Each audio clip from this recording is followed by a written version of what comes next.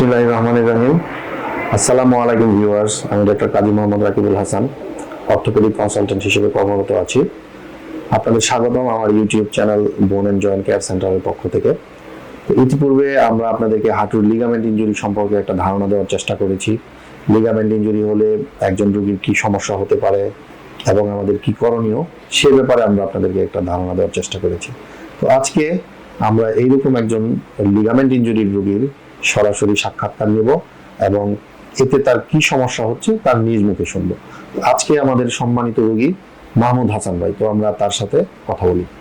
আসসালামু আলাইকুম, আমি মাহমুদ হাসান। আমার বয়স 35 বছর। আমার হোম ডিস্ট্রিক্ট নওগাঁ। এই ভিডিওতে আমার সম্মতি আছে।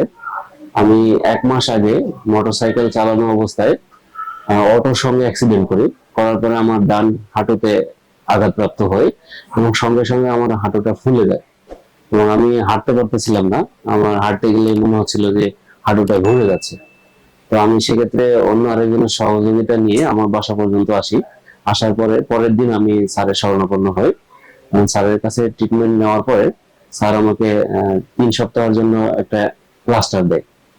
প্লাস্টার 3 সপ্তাহ রাখার পরে আমি আবার স্যারের কাছে আসি। আসার পরে স্যার আমার হাঁটুটাকে আবার দেখার পরে স্যার আমাকে একটা অ্যাডভাইস করে যে একটা এমআরআই করতে বলে। ডিয়ার ভিউয়ার্স, তাহলে আসুন এখন আমরা দেখি আমরা আমাদের এই সম্মানিত রোগীর ক্লিনিক্যালি পরীক্ষা নিরীক্ষা করে কি পেলাম এবং তার এমআরআই ফাইন্ডিংসটা কি। তো ভিউয়ার্স, আসুন এখন আমরা দেখি আমাদের এই রোগীর হাঁটুর পরীক্ষা নিরীক্ষা করে আমরা ক্লিনিক্যালি আসলে কি পাই। একটু কাছে নিয়ে আসুন। এই হাঁটুটা দেখেন, এটা তার বাম হাঁটু, ভালো হাঁটু, এটা ডান হাঁটু। আমরা এখনো দেখতে পাচ্ছি হালকা একটু এখনো ফুলা আছে। তো আমরা প্রথমেই দেখি সে ধরলে এখন ব্যথা পায় কিনা। এই যে আমরা তার হাঁটুর চারদিকে ধরতেছি, তার লিগামেন্ট গুলো ধরতেছি না, তার এখন কোনো ব্যথা নেই। তো বাকি যে পরীক্ষাগুলো আমরা করি এখন, আমাদের গুরুত্বপূর্ণ দুটো পরীক্ষা আছে। একটা হলো ল্যাকম্যান টেস্ট আর একটা হলো অ্যান্টেরিয়র ড্রয়ার টেস্ট। তো প্রথম আমরা এই পরীক্ষাগুলো দেখি। আমরা দেখেন যখন ভালো হাঁটুতে ল্যাকম্যান টেস্ট করতেছি, হাঁটুটা নড়তেছে না, একদম ফিক্স থাকতেছে। তার আঘাতপ্রাপ্ত হাঁটুতে যখন করতেছি, এই যে দেখেন হাঁটুটা একেবারে নড়বড় করতেছে, আমরা বুঝতে পারতেছি যে হাঁটুটা নড়তেছে। এই গেল ল্যাকম্যান টেস্ট। তাহলে আমরা বুঝলাম তার ল্যাকম্যান টেস্ট পজিটিভ, তার মানে ক্লিনিক্যালি আমরা বলতে পারি এসিএল ইনজুরি হয়েছে। এবার অ্যান্টেরিয়র ড্রয়ার টেস্টটা দেখি। ভাই আপনার হাতটা একটু ভাঁজ করেন, এই হাঁটুটা একটু ভাঁজ করেন। আমি আপনার হাঁটুর উপরে একটু বসবো, ব্যথা লাগলে বলবেন। হ্যাঁ, প্রথমে দেখেন আমরা তার ভালো পাটা দেখতেছি, টান দিলাম, সামনে আসলো না।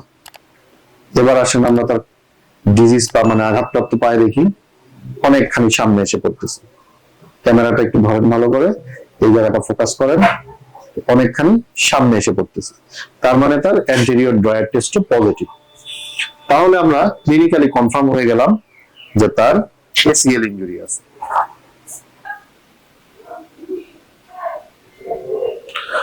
আরো দুইটা গুরুত্বপূর্ণ পরীক্ষা আছে, ভ্যারাস ভালগাস স্ট্রেস টেস্ট। এই দুটো পরীক্ষা করে আমরা দেখবো আসলে তার ল্যাটারাল লিগামেন্ট কোনটা ইনজুরি আছে কিনা, কোল্যাটারাল লিগামেন্ট। আমরা প্রথমেই করতেছি ভালগাস টেস্ট, এটা করে দেখলাম তার মিডিয়াল কোল্যাটারাল এমসিএল ভালো আছে। পরে করলাম ভ্যারাস টেস্ট, এটা করেও দেখলাম ভালো আছে। তাহলে আমরা কনফার্ম হয়ে গেলাম তার শুধুমাত্র এসিএল ইনজুরিটাই আছে। তাহলে আসুন এখন আমরা দেখি আমাদের এই রোগীর এমআরআই ফাইন্ডিংসটা আসলে কি ছিল। যদি আমরা এমআরআই ফিল্মের দিকে দেখি, এইখানটায় যদি আমরা দেখি, দেখেন এই যে তার এসিএল লিগামেন্টটা এখানে ইনজুরি হয়ে গেছে এবং তার পিছনে পিসিএল লিগামেন্টটা ভালো আছে। তাহলে আমরা এমআরআই এ কনফার্ম হয়ে গেলাম যে তার এসিএল ইনজুরি আছে। তাহলে এখন তার ক্লিনিক্যালি আমরা পরীক্ষা করে বুঝলাম তার এসিএল ইনজুরি এবং আমাদের এমআরআই ফাইন্ডিংসও বললো এসিএল ইনজুরি। তাহলে আমাদের ডায়াগনোসিস 100% কনফার্ম যে আমাদের এই রোগীর এসিএল ইনজুরি হয়েছে। তো ডিয়ার ভিউয়ার্স, আমাদের ডায়াগনোসিস কনফার্ম হয়ে গেছে যে আমাদের এই রোগীর এসিএল ইনজুরি ছিল গেছে। এখন আমাদের নেক্সট প্ল্যানটা হলো তার আর্থ্রোস্কোপিক রিকনস্ট্রাকশন অফ এসিএল অপারেশনটা আমরা করব। সকলে আমার জন্য দোয়া করবেন, অপারেশন পরবর্তীতে যেন আমি আবার স্বাভাবিক জীবনে ফিরে যেতে পারি। ডিয়ার ভিউয়ার্স, সবাই ভালো থাকবেন, সুস্থ থাকবেন। আমাদের এই রোগীর জন্য দোয়া রাখবেন। আর যারা আমাদের এই চ্যানেলটির নিয়মিত আপডেট পেতে চান তারা আমাদের চ্যানেলটি সাবস্ক্রাইব করুন, লাইক কমেন্ট শেয়ার দিয়ে আমাদের পাশে থাকুন। সবাই ভালো থাকুন, সুস্থ থাকুন, বি ডাইনামিক, বি হেলদি।